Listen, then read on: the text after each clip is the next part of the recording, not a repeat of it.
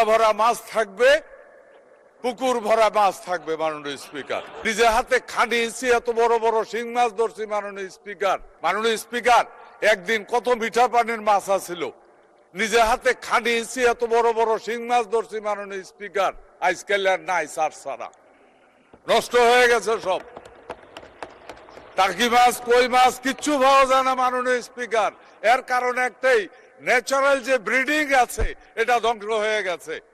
এই কারণে এই সরকার, এই সচেতন সরকার, এই কৃষক প্রেমিক সরকার, সাধারণ মানুষ প্রেমিক সরকার যেটা করছে, মাননীয় স্পিকার, এখন থেকে বিলের মধ্যে আমরা একটা কি বলে এটাকে, ফ্রি জোন,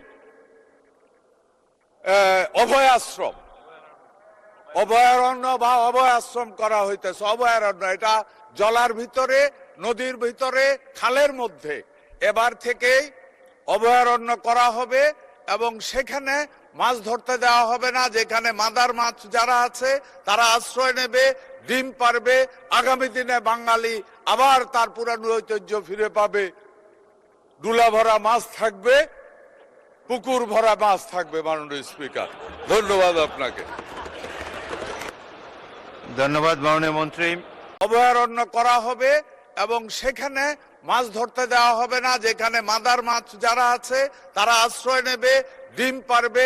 আগামী দিনে বাঙালি আবার তার পুরানো ঐতিহ্য ফিরে পাবে। ডুলা ভরা মাছ থাকবে, পুকুর ভরা মাছ থাকবে। মাননীয় স্পিকার, ধন্যবাদ আপনাকে। ধন্যবাদ মাননীয় মন্ত্রী।